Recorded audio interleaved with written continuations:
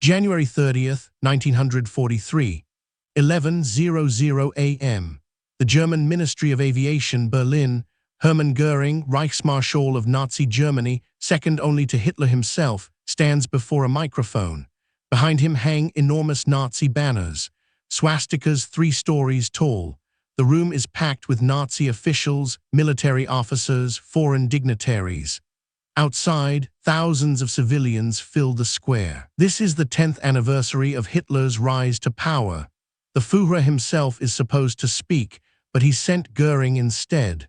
The speech is being broadcast live across Germany. Millions are listening on their radios, in factories, in homes, in military barracks.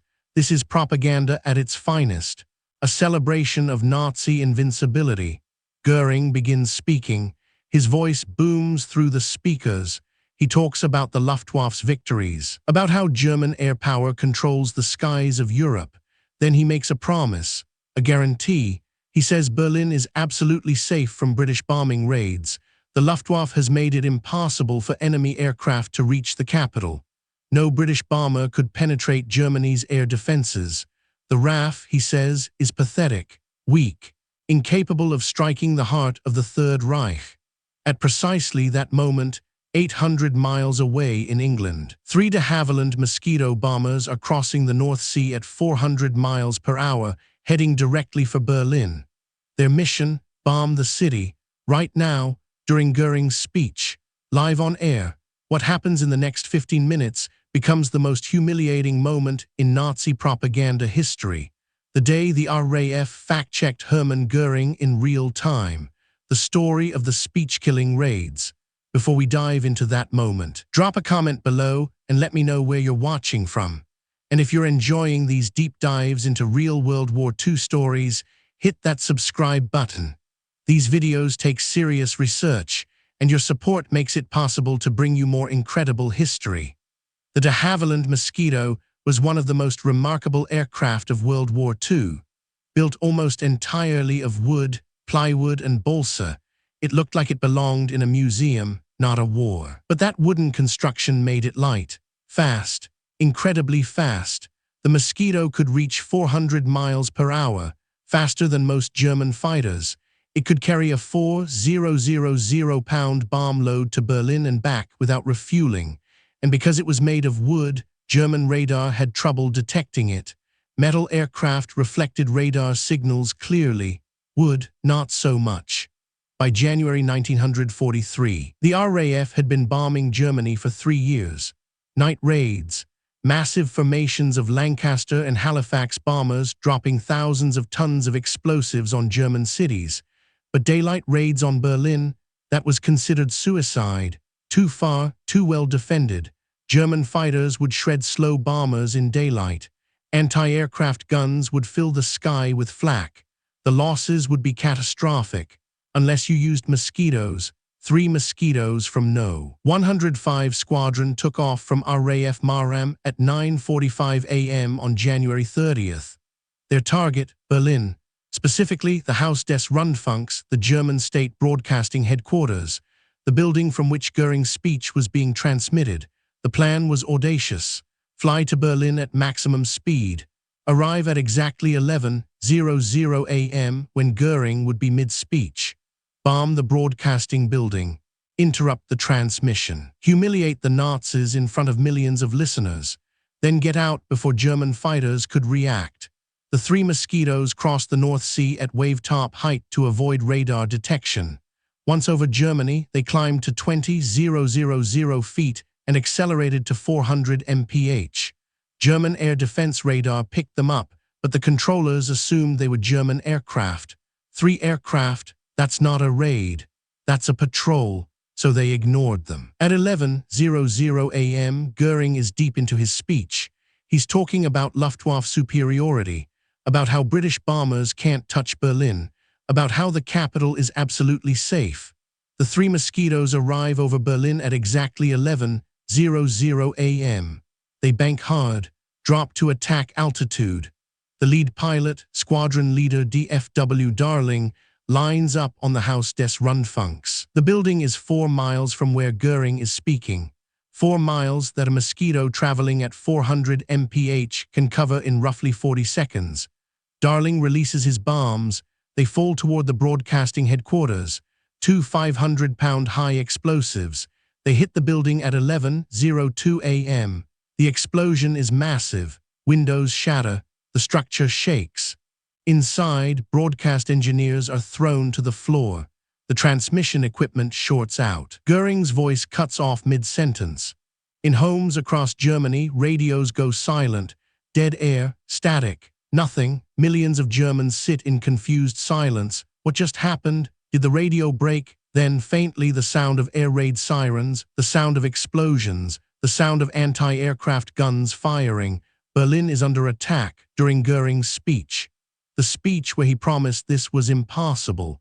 The broadcast engineers panic. They have 2 choices. Let the air raid continue live on air, letting millions of Germans hear bombs exploding in their supposedly impregnable capital, or cut the feed and play something else. They choose option 2. A technician rushes to a gramophone, grabs the first record he can find, drops the needle. Anton Bruckner's Symphony No. 7 in E major begins playing, scratchy, distorted, obviously not planned.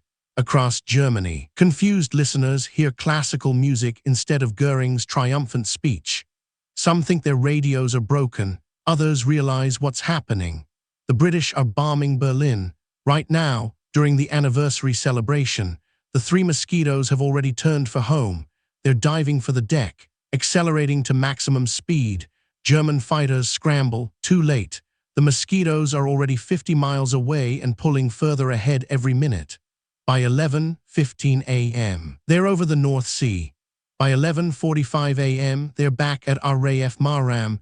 Total mission time, 2 hours, 0 losses, perfect execution. But Göring isn't done speaking. He's furious, absolutely livid.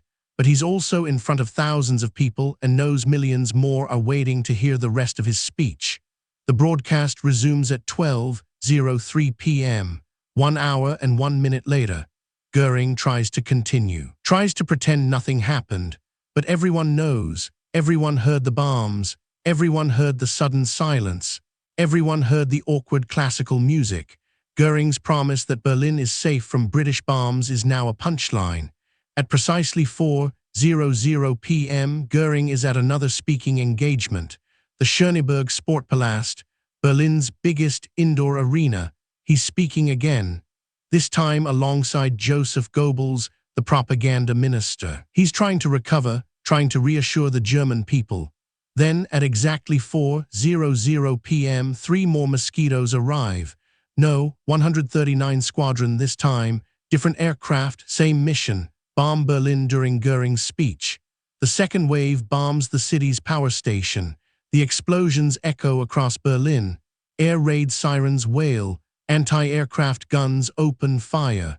The arena shakes. Göring stops speaking. The crowd panics. People rush for the exits. German fighters scramble, too slow. The Mosquitos are already gone. 2 raids, same day. Both perfectly timed to interrupt Göring's speeches.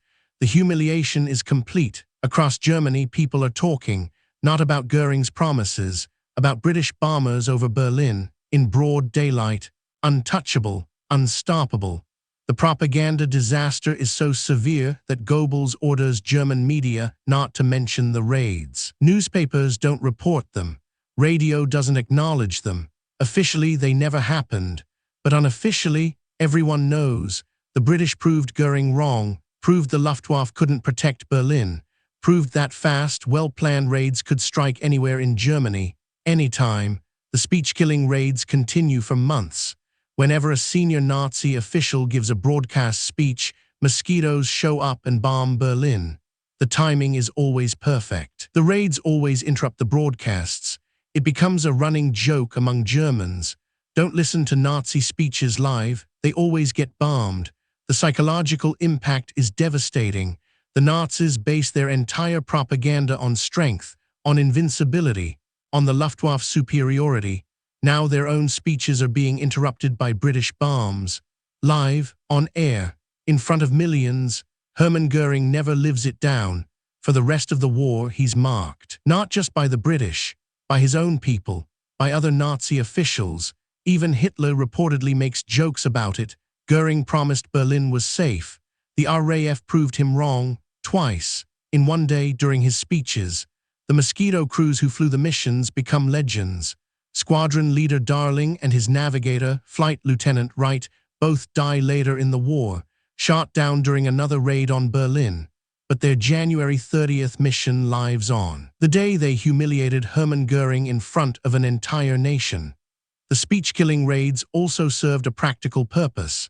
They provided valuable intelligence. Flight times to Berlin, fuel consumption rates, German air defense response times, all data that would be used to plan future raids. The massive bombing campaigns that would follow in 1944 and 1945. The 1,000-bomber raids that would devastate German cities. They started with 3 Mosquitos on January 30th, 1943.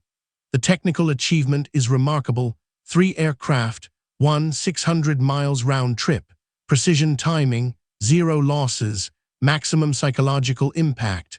But the symbolic achievement is even greater. The RAF proved that Nazi propaganda was empty, that Göring's promises were worthless, that British bombers could strike Berlin anytime they wanted. So what's the lesson here? What do we take from the speech-killing raids? Maybe it's that sometimes the best weapon isn't the biggest bomb. It's the perfectly timed strike that humiliates your enemy in front of their own people. The Mosquito raids didn't destroy German industry, didn't kill thousands of people, didn't shorten the war by years, but they destroyed something more valuable: Nazi credibility. They proved to the German people that their leaders were lying, that the Luftwaffe couldn't protect them, that British bombers could reach Berlin in broad daylight and there was nothing Germany could do about it. 3 aircraft, 2 raids, 1 day, and Hermann Göring became a punchline. January 30th, 1943, Berlin. Hermann Göring promises the capital is safe from British bombs. At that exact moment, 3 Mosquitos are crossing the North Sea at 400 miles per hour. By 11:02 a.m., Göring's speech is dead air. By 4:01 p.m., his second speech is interrupted by more bombs. The most humiliating day in Nazi propaganda history. The day the RAF fact-checked Hermann Göring live on air. If this story made you smile, hit that like button and subscribe to the channel. There are dozens more incredible World War II stories that deserve to be told, and I'll be bringing you a new one every week. Drop a comment below. What's the most embarrassing military failure you've ever heard of? Thanks for watching.